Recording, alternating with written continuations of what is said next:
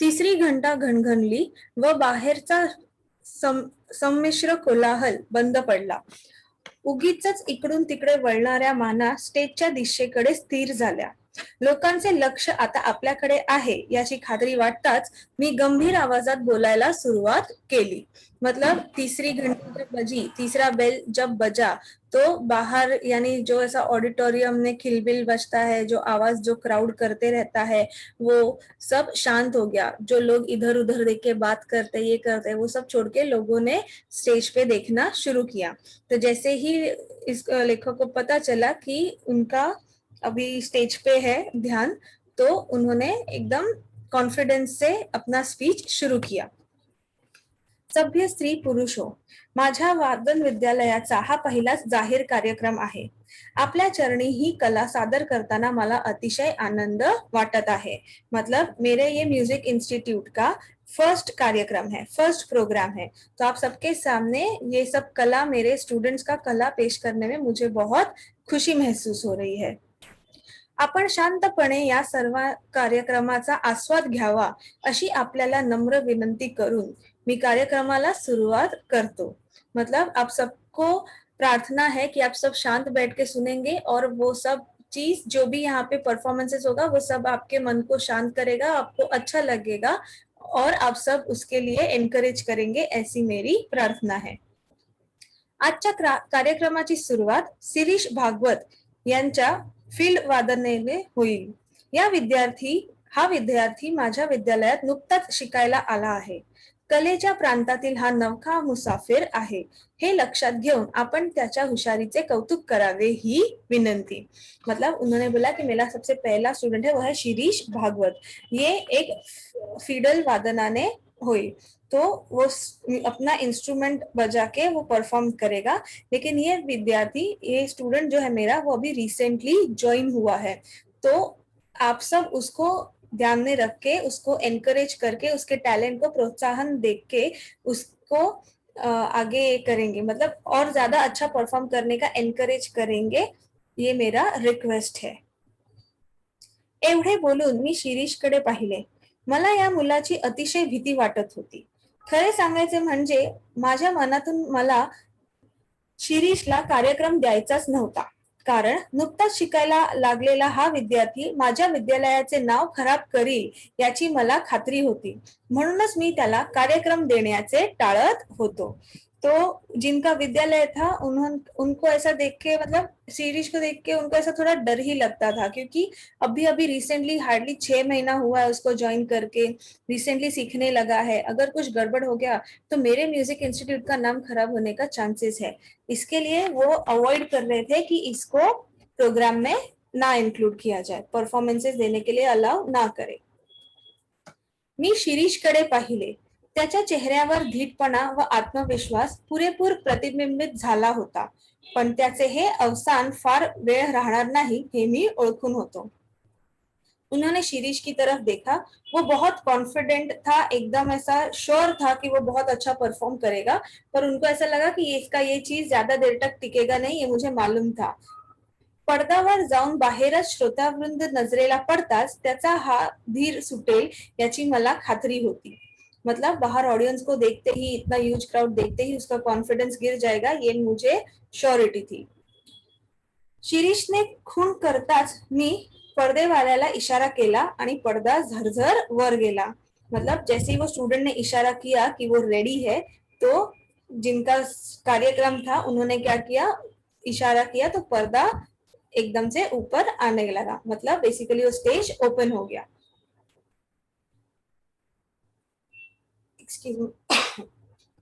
फुटलाईटचा जगजगीत प्रकाश डोळ्यांवर पडताच शिरीषने डोळे मिटून घेतले.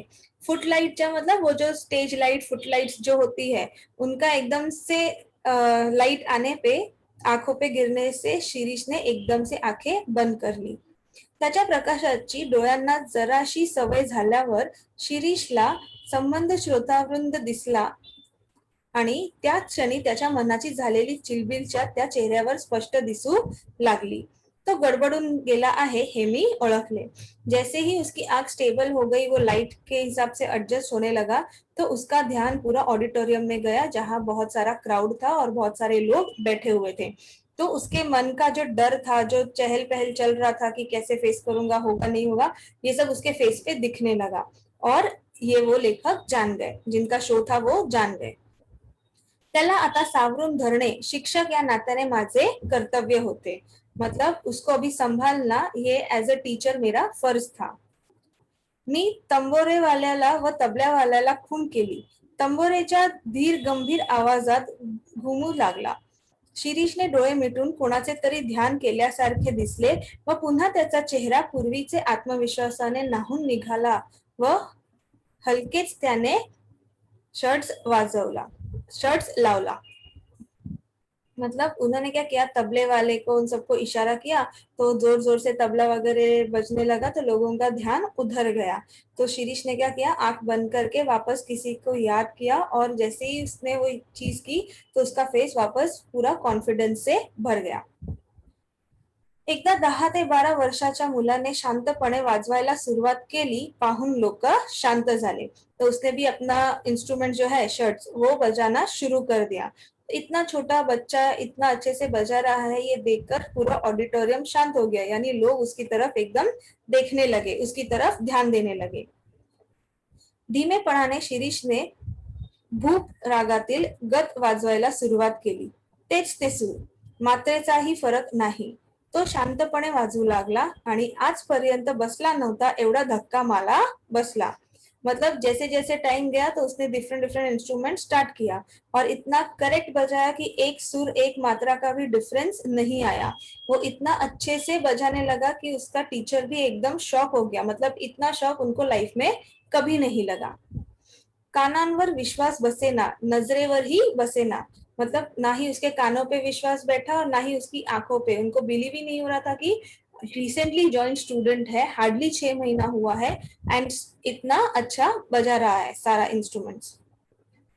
पंचेंद्रिय दगा तर देत नाहीत ना, अशी शंका मला येऊ लागली। पंचेंद्रिय मतलब पंच मतलब 5, इंद्रिया मतलब सेंसेस। तो ये जो अपनी 5 सेंसेस है वो हम लोग को धोखा तो नहीं दे रही है ना, मतलब जो मैं देख रहा हूँ वो सच है ना, ऐसा उस लेखक को, उस म्यूजिक शो ऑर्गेनाइजर को लगने लगा, उसके टीचर को बेसिकली। माझ्या जागी तुम्ही असता किंवा आणखी कोणीही असता तरीही त्याच्या मनात अशीच शंका आली असती। तुम्हीच सांगा। सुमारे 6 महिन्यांपूर्वी शिरीष माझ्या विद्यालयात आला। धीटपणे त्याने विचारले, आपणच का पी जनार्दन? मी सुसहाय्य मुद्रेने होय म्हणताच तो म्हणाला, माझे नाव शिरीष भागवत, घरी श्रीच म्हणतात, मला गाण्याची फार आवड आहे। उसने मतलब उनको ऐसा शौक लगा कि ऐसा लगता है कल ही की बात है कि ये बच्चा मेरे पास आया था और एकदम गंभीर और धीट आवाज से पूछा था कि आप ही है क्या पी जनार्दन? तो उन्होंने भी एकदम ऐसा बोला हास्य मतलब स्माइलिंग फेस से कि हाँ मैं ही हूँ। तो शिरीष ने उसको बोला कि मेरा नाम शिरीष है, घर पे मुझे सब श्री बुलाते हैं। तो उसने बताया कि मुझे सिंगिंग का बहुत शौक है। तुला गाण्याची आवड आहे तर माझ्यापेक्षा माझ्या वडिलांना मी शिकलेले फार आवडेल। तो उसने उसके टीचर को बोला कि मुझे सिंगिंग का बहुत शौक है। तो उसके टीचर ने उसको पूछा कि तुझे सिंगिंग का शौक है, ठीक है, तो मैं क्या करूँ? तो बोलता है मुझे अच्छा लगता है और मेरे से ज्यादा मेरे पिताजी को अच्छा लगेगा अगर मैं ये आगे सीखा और तो। त्याच्या चमत्कारिक उत्तरेचे मला नवल वाटू लागले व थोडासा रागही येऊ लागला। तो थोडा वेळ थांबून पुढे म्हणाला, मी आपल्याकडे शिकायला येईन, पण माझी एक अट आहे। मी शिकायला आलो की रोज माझ्या बरोबर माझे वडील पण येतील व शिकवणी चालू असताना वर्गातच बसतील। मतलब वो जैसे बात कर रहा था वो टीचर को थोड़ा सा गुस्सा आने लगा, पर उसने कंटिन्यू किया। उसने स्टार्टिंग में क्या बोला कि मुझे सीखना है पर मुझसे ज्यादा मेरे डैड को अच्छा लगेगा अगर मैंने सीखा तो। उसके बाद वो बोला कि मैं आपके पास सिंगिंग सीखने आऊंगा पर मेरी एक शर्त है। अट आहे मतलब शर्त है। मी शिकायला आलो की रोज माझ्या बरोबर माझे वडील पण येतील व शिकवणी चालू असताना वर्गातच बसतील। आता मात्र मला राग येऊ लागला, क्योंकि उसने बोला एक तो तू मेरे पास सीखने आ रहा है, ऊपर से ऐसा कंडीशन रख रहा है, ऐसे इसमें बात कर रहा है। तो उसने ये बोला था कि मेरे डैड भी मेरे साथ आएंगे और मेरे साथ साथ वो भी आपका क्लास अटेंड करेंगे। तो उनको बहुत गुस्सा आया। मी जाणीवपूर्वक हसत म्हणालो, मान्य, तुझी अटी एकदम मान्य, पण त्यासाठी तुला महिना 50 रुपये फी द्यावी लागेल। उसने बोला ठीक है। मुझे मतलब गुस्सा आ रहा था टीचर को, बट फिर भी उन्होंने पेशेंस रखते हुए स्माइलिंग फेस के साथ बोला कि मुझे तेरी सारी शर्तें मंजूर है, पर उसके लिए तुझे हर महीने मुझे 50 रुपये देने होंगे फीस के लिए। कबूल, उद्यापासून मी येतो, माझ्या बरोबर वडील पण येतील बरं का? असं म्हणून माझ्या आश्चर्यचकित चेहरेकडे न बघता शिरीष चटकन निघून गेला। मतलब उसने बोला ठीक है चलेगा, मैं कल से आता हूँ और मेरे साथ मेरे पिताजी भी आएंगे। इतना कहकर उसने बोला कि उसने मेरा आश्चर्यचकित वाला चेहरा भी नहीं देखा और वो बिना देखे इतना बोल के फट से निकल गया। दुसऱ्या दिवशी तो अगदी वेळेवर आला। त्याच्याबरोबर एक वयस्कर आणि भारदस्त गृहस्थ होते। हे माझे गुरुजी नाना आणि हे माझे वडील। मतलब उसने बोला नेक्स्ट डे वो करेक्ट टाइम पे आया और अपने साथ साथ अपने पिताजी को भी लाया, जो ऐसे देखे थे एकदम एज्ड लग रहे थे और गृहस्थ, भारदस्त गृहस्थ मतलब जिन्होंने बहुत जिम्मेदारी संभाली हो। तो उन्होंने इंट्रोडक्शन किया, हे माझे गुरुजी नाना, मतलब अपने पिताजी को नाना बोलता था, तो बोला था नाना जी ये मेरे गुरुजी है, और गुरुजी को बोल रहा था कि ये मेरे पिताजी है। आमचे नमस्कार झाले। एक अक्षर न बोलता नाना खुर्चीवर बसले। मी पण न बोलता वायलिन काढले व शिरीषच्या हातात दिले। मतलब उन्होंने सिर्फ ग्रीट किया एक दूसरे को, और उसके बाद एक एक्स्ट्रा वर्ड किसी ने नहीं बोला। उसके फादर चुपचाप जाके वो कुर्सी पे साइड पे जाके बैठ गए। तो इसने भी चुपचाप मतलब आगे ये किया, कुछ ज्यादा बोला नहीं और वायलिन निकाल के शिरीष के हात में दे दिया। त्याने बरोबर वही वगैरे आणलेली पाहताच माझ्यात त्याच्याबद्दलचा ग्रह चांगला झाला। मतलब उसने इतनी सिंसियरिटी दिखाई कि अपने साथ साथ बुक्स भी लाया, जो म्यूजिकल नोट्स होते हैं वो सब लिखने के लिए, पढ़ने के लिए। तो उनको जो पहले दिन गुस्सा आया था, उनको जैसा लगा था कि बहुत एटीट्यूड है इस लड़के में वगैरह, तो उनका वो सब अभी मन चेंज होने लगा। पहिल्या दिवशी प्राथमिक माहिती व पहिला धडा दिल्यावर मी हातात व्हायोलिन घेतले। माझ्या विद्यालयात येणाऱ्या विद्यार्थ्यांना पहिल्या दिवशी स्वतःच वाजवून दाखवायचे अशी माझी प्रथा होती। मतलब उसके इंस्टीट्यूट का एक रूल था कि फर्स्ट डे जो भी आएगा उनको वो वायलिन देके खुद से बजाने बोलता था, चेक करने के लिए कि किसको कितना नॉलेज है, किसको क्या पता चलता है अकॉर्डिंगली। तो ये उसके इंस्टीट्यूशन का ट्रेडिशन था। त्यामागील हेतू एवढाच की मला त्यांचे सुवाचायचे असते की नेटाने नीट टिकतील तर इतपत वाजवू शकाल। मतलब उनको सिर्फ ये बताना था कि उनको कितना ज्ञान है, वो कितना ग्रास्प कर सकते हैं। तो अगर ढंग से सीखे ये किए तो प्रॉपरली लास्ट तक जाएंगे। लास्ट तक मतलब बोलते ना एकदम फ्लुएंट बजा पाएंगे। त्याप्रमाणे सुमारे 20 एक मिनिट मी एकदम पिलू रागातील एक गत वाजवून दाखवली। जीवाचे कान काढून नाना ऐकत होते व शिरीष माझ्याकडे व नानांकडे आळीपाळीने बघत होता। मी व्हायोलिन खाली ठेवले व नानांकडे पाहिले। त्यांच्या चेहऱ्यावर तृप्तीचे समाधान स्पष्टपणे दिसत होते। मतलब उन्होंने भी एकदम से बजाया, तो जब वो बजा रहे थे तो शिरीष एक बार टीचर को और एक बार अपने पिताजी को देखने लगा। मतलब वो टीचर भी एकदम ऐसा सरप्राइज रह गया कि ये ऐसा क्यों देख रहा है। तो फिर उसने उसके पिताजी की तरफ देखा, तो उनका चेहरा एकदम तृप्त यानी एकदम संतोषजनक ऐसा था, होता ना किसी को कि ऐसा सैटिस्फाइड हो गया हो कोई, तो उनका चेहरा ऐसा एकदम सैटिस्फाइड लग रहा था और बहुत खुश थे ऐसे लग रहा था। आपण जाऊया आता, शिरीष म्हणाला व पिता पुत्र उठले। मीच आपण होऊन विचारले, काय कसं काय वाटलं एकंदरीत। मतलब शिरीष ने बोला उनके पिताजी को, आज के लिए हो गया, अभी हम जाते हैं, और दोनों बाप बेटे उठ गए। तो टीचर ने सामने से पूछा कि क्या कैसा लगा सब ऐसा एक साथ सुन के वगैरह। वाह उत्कृष्ट, त्याबद्दल प्रश्नच नाही, शिरीषने मध्येच उत्तर दिले। मला त्याचा आगाऊ स्वभावचा राग आला। मतलब इसने एक ही क्वेश्चन पूछा और ऐसा बात करते वक्त ही बीच में शिरीष ने टोका कि एकदम अच्छा, बहुत अच्छा लगा, उसका कोई क्वेश्चन ही नहीं है, ऑब्वियसली वो बहुत अच्छा था। बट क्योंकि उसने ऐसा बीच में टोका तो उसके टीचर को उसका ऐसा एटीट्यूड का एकदम गुस्सा आने लगा। आपण कुठे असता कामाला? बोचकेपण शरीरचा पुन्हा म्हणाला. मला वाटले की मध्ये मध्ये बोलल्याबद्दल नाना शिरीषला दम भरतील, पण त्या उलट ते कौतुकाच्या नजरेने त्याच्याकडे पाहत होते. मतलब उनको ऐसा लगता है कि ये ऐसा बीच बीच में बोल रहा है, ऐसे अच्छी बात नहीं है, इसके लिए उसके पिताजी इसको डांटेंगे, बट देखा जाए तो उल्टा वो उसको एकदम ऐसा आश्चर्य, मतलब ऐसा एक सरप्राइजिंग नजर से ही देख रहे थे. नियमितपणे रोज पिता पुत्राची जोडी येऊ लागली. शिरीषची प्रगती पाहून मात्र प्रसंगी मी पण आश्चर्यचकितच होत होतो. मतलब डेली वो बाप बेटे समय पर आ जाते थे और शिरीष का सिंसियरिटी देख के, उसका डेडिकेशन देख के, और वो जितना अच्छा सीखने लगा था, बजाने लगा था, वो सब देख के मैं भी खुद शॉक हो गया था कि इतने कम टाइम में कोई इतना फटाफट कैसे सीख गया. त्याचा हात वाजवायला अतिशय हलका होता आणि माझ्या सर्व विद्यार्थ्यात त्याची आकलन शक्ती फारच दांडगी होती. नाना रोज त्याच्याबरोबर येत व एक अक्षरही न बोलता शांत बसून राहतात. मी पण त्यांच्याशी बोलत नसे. उसने बोला कि मेरे जितने भी स्टूडेंट्स हैं ना, उसमें से सबसे हल्का हाथ इसका ही था. प्लस वो हल्का हाथ इन द सेंस वो प्रॉपरली इंस्ट्रूमेंट्स पे बजता था, उसको पता था कि कैसे बजाना है, कब कितना प्रेशर देना है, कितना नहीं.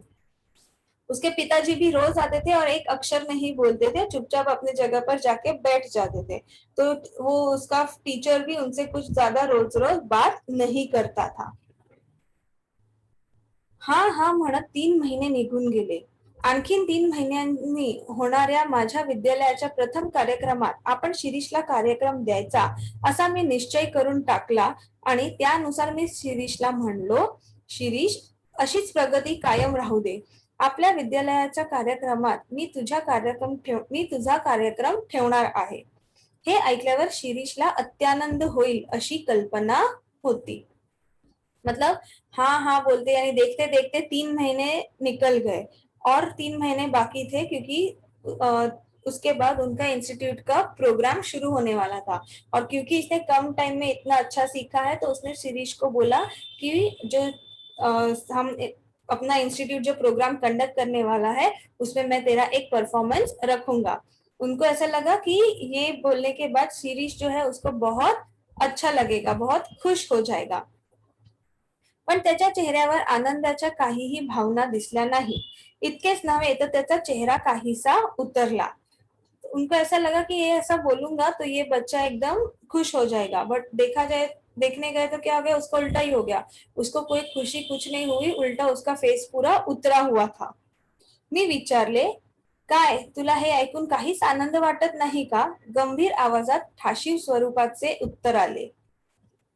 माझ्यापेक्षा नानांना त्यांचा आनंद जास्त होईल. मतलब उन्होंने पूछा कि क्या हुआ, इतनी अच्छी बात सुन के तुझे अच्छा नहीं लगा क्या? तो उसने एकदम गंभीर आवाज में बोला कि मुझसे ज्यादा मेरे पिताजी को इस बात की खुशी होगी.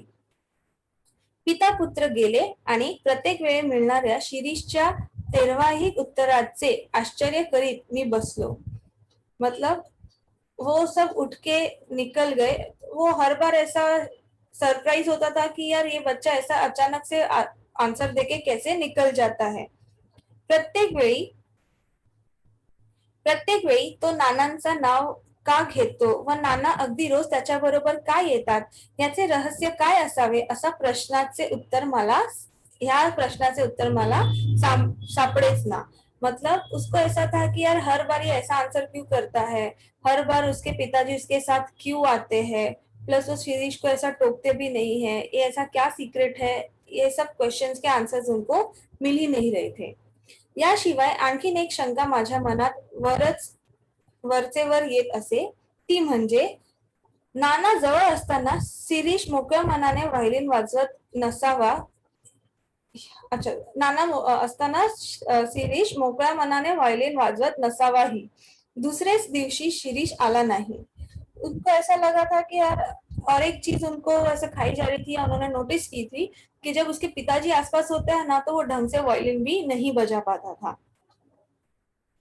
तो उसके नेक्स्ट डे, जिस दिन उन्होंने सुनाया ये कार्यक्रम के बारे में, उसके नेक्स्ट डे शिरीष आया ही नहीं. त्याचा हा पहिला खड्डा. नसेल एखाद्या वेळेस जमले, मतलब उसका वो पहला छुट्टी था. हो सकता है काफी बार होता है, तो एक आध दिन कभी कभी लोगों को नहीं जमता है. सो मे बी इसके लिए उसने छुट्टी कर ली होगी, असे मी समाधान करून घेतले. पण त्याचा दुसऱ्या दिवशी सुद्धा शिरीष आला नाही. चौथा दिवस गेला, पाचवा दिवस गेला आणि तसेच 15 दिवस गेले. शिरीषचा पत्ताच नव्हता. उसने सोचा एक पहला खट्टा, पहली छुट्टी हुई तो होता है काफी बार, कुछ ना कुछ इमरजेंसी आ गया होगा, तो शायद नहीं आया होगा, ऐसा सोच के छोड़ दिया. फिर दूसरा दिन गया, चौथा, पांचवा, ऐसा देखते देखते 15 दिन हो गए. शिरीष का कुछ भी अता पता नहीं था. 16व्या दिवशी एक मनुष्य निरोप व फीचे पैसे घेऊन आला. नाना आजारी असल्यामुळे शिरीष येऊ शकणार नाही, असे तो म्हणाला. मतलब उसने किसी के थ्रू एक संदेश भिजवाया और फीस के पैसे भेजे. और उन्होंने संदेश क्या था, ये था कि उसके पिताजी बहुत बीमार है, इसकी वजह से शिरीष ये आ नहीं पाएगा. थोड्याशा त्राणाने मी म्हणालो, नानांशी त्याला काय करायचे आहे, इकडे कार्यक्रम जवळ येत चालला आहे, त्याचे काय. शिरीषला आला नाही सॉरी शिरीष आला नाही, त्याची वाट पाहून मी त्याचा कार्यक्रम रद्द केला. त्याचे नाव पण काढायचे नाही असे ठरवून मी बाकीच्या विद्यार्थ्यांची तैयारी केली. मतलब उनको इतना गुस्सा आया था कि अता पता नहीं कुछ नहीं, और वो बीमार है तो उसे उसको क्या करना है. मैंने तो उसके कार्यक्रम के लिए सब रेडी किया था, बट उसका अता पता नहीं था, तो मैंने डिसाइड किया कि इसका कोई परफॉर्मेंस रहेगा नहीं, उसका नाम भी नहीं निकालने का, और मैंने बाकी विद्यार्थियों को इसके लिए रेडी किया. समारंभाचा दिवस उगवला आणि सकाळपासून शिरीषच्या आठवणीने मी उगाचच बेचैन झालो होतो. सकाळीच इतर कामे आटोपून मी जरा स्वस्थ बसतो न बसतो तोच दारात शिरीष उभा. मी ताडकन उभा राहिलो व त्याच्या जवळ गेलो. मतलब बहुत ऐसा टाइम निकल गया, पर जिस दिन एक्चुअली वो प्रोग्राम कंडक्ट होने वाला था, उस दिन सुबह से उनको शिरीष की बहुत याद आने लगी थी. वो उनका मन एकदम ऐसा बेचैन होने लगा था. तो वो इधर उधर ऐसे ही जस्ट टहल के बैठने ही जा रहे थे कि उन्होंने देखा दरवाजे पे कौन खड़ा था, शिरीष आके खड़ा था. तो वो एकदम से उठ खड़े हो गए और उसके पास गए. अरे, तुझा पत्ता तरी काय, आणि आज एकटाच कसा काय, नाना कसे नाहीत बरोबर, इकडची दुनिया तिकडे होईल ना. तो उसने बोला कि अरे आज तू इधर कैसा, और तेरे पिताजी कैसे नहीं आए तेरे साथ. वो आते हैं ना हमेशा, वो नहीं आए तो तेरी तो दुनिया इधर की उधर हो जाएगी ना. इकडची दुनिया तिकडेच झाली आहे सर, यापुढे मी एकटाच दिसेन. उसने बोला कि इधर की दुनिया उधर ही हो गई है, इसके आगे मैं हमेशा आपको अकेला ही दिखूंगा. माझे नाना नाना माझे कायमचे गेले हो सर. उसने बोला कि मेरे पिताजी हमेशा के लिए हमको छोड़ के गए, यानी वो मर गए. बऱ्याच सांत्वनानंतर त्याने विचारले, आज आपल्या विद्यालयाचा कार्यक्रम ना. मी खिन्नपणे हो म्हणालो. उसने बहुत कंसोल करने के बाद उसने आराम से आवाज में पूछा कि आज अपने इंस्टीट्यूट का प्रोग्राम है ना. तो वो ऐसा थोड़ा डगमगा के बोला, हाँ आज ही है. मग मला आज कार्यक्रम द्या. नाही म्हणू नका सर, एवढीच इच्छा पुरवा. तो असे म्हणल्यावर मात्र माझ्यातला शिक्षक जागा झाला. मी सौम्य आवाजात म्हणालो, शिरीष, मी तुझ्या भावना ओळखतो, पण आज माझा नाईलाज आहे. मतलब उसने बोला कि शिरीष ने बोला, आज ही अपना प्रोग्राम है ना, तो मुझे प्लीज एक परफॉर्मेंस करने दो, प्लीज ना मत बोलना, सिर्फ मेरी एक इतनी इच्छा पूरी कर दो. तो जैसे ही वो बोला, टीचर ने अपना इमोशनल बॉन्ड वगैरह साइड पे रख के अपना एक ऑर्गेनाइजर के हिसाब से देखा. तो उन्होंने बोला कि देख, मैं तेरे सारे भावनाओं को समझता हूँ, बट आज मेरे पास कोई ऑप्शन नहीं है. आजच्या या पहिल्या कार्यक्रमावरच आपल्या विद्यालयाची इभ्रत अवलंबून आहे. त्यातून तुझी 2 महिने गैरहाजरी लागलेली. तूच सांग, मी तुला कसा कार्यक्रम देऊ. उसने बोला, ये अपने इंस्टीट्यूट का सबसे पहला प्रोग्राम है. ये प्रोग्राम हिट हुआ, ये प्रोग्राम अच्छा लगा तो ही और स्टूडेंट्स आएंगे, तो ही हमारे म्यूजिक इंस्टीट्यूट का नाम होगा. प्लस तू 2 महीने से आया भी नहीं था, तू 2 महीने तक एब्सेंट था, तो फिर मैं तुझे परफॉर्मेंस करने कैसे दूं. एक सेकेंड.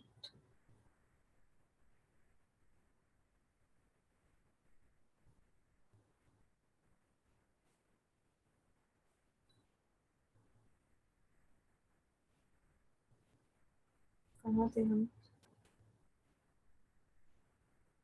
यहाँ पे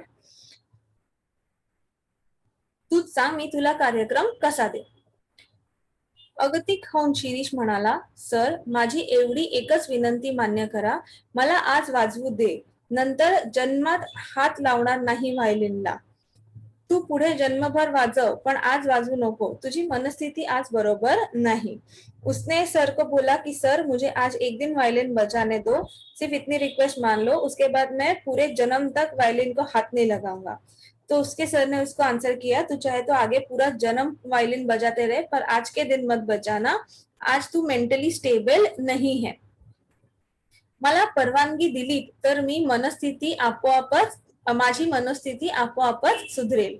उसने बोला अगर आपने मुझे परमिशन दिया तो मेरी जो मनस्थिती है वो अपने आप ही ठीक हो जाएगी.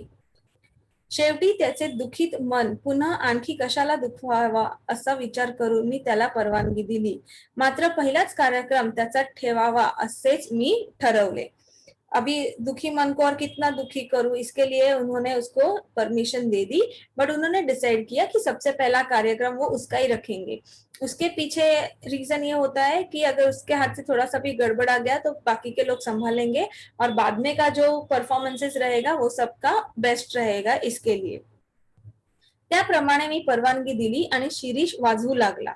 मतलब ये सब बैकग्राउंड स्टोरी था और अब वापस आते हैं प्रोग्राम वाले दिन पे. तो बोल रहे हैं कि ऐसे ही मैंने ये सब हुआ था इतना और मैंने उसको परमिशन दी थी और उसी के वजह से वो आज बजाने लग गया. शिरीष कार्यक्रम करण्यात मुरलेल्या एखाद्या वादक प्रमाणे वाजवत होता. इतके शिकला तरी कुठे याचाच मी विचार करत होतो. आणि त्याही पेक्षा मला मुख्य प्रश्न असा पडला की नवीनच शिकायला लागलेला मुलगा इतके उत्कृष्ट वाजवतो तर जुने मुरलेले विद्यार्थी किती छान वाजवत असतील असेच बाहेरचे लोक म्हणत असणार. तेव्हा याच्या नंतर वाजवायला कुणाला बसवावे. मतलब उन्होंने एकदम ऐसा सरप्राइज हो गए, वो सोचने लगे कि इतना अच्छा उसने सीखा तो भी सीखा कैसे, वो इतना मग्न होके बजा रहा था सारा इंस्ट्रूमेंट्स, तो इतना ज्ञान उसको मिला किससे. प्लस दूसरी ओर वो ये भी सोचने लगा कि एक नया ज्वाइन हुआ बच्चा है वो ही इतना अच्छा बजाने लगा है तो जो पुराने हैं वो तो कितने ही अच्छा बजाएंगे ऐसा लोगों के मन में आएगा. तो अभी इसके परफॉर्मेंसेस के बाद किसका परफॉर्मेंसेस रखूं, ऐसा क्वेश्चन उनको पड़ने लगा. टाळ्यांच्या कडकडात मी भानावर आलो. शिरीष आत आला व त्याने माझ्या पायांवर डोके ठेवले. मतलब उसने बोला कि जब तालियां बजने लगी तो मैं एकदम से होश में आ गया. अपने जो मेरा जो ख्याली पुला उनका पक रहा था कि क्या होगा कैसे करूं, उन सब से बाहर आ गया.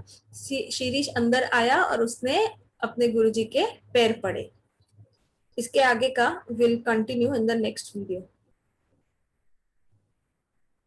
नया लिंक भेज रही हूं मैं, वो लिंक ज्वाइन करना सब.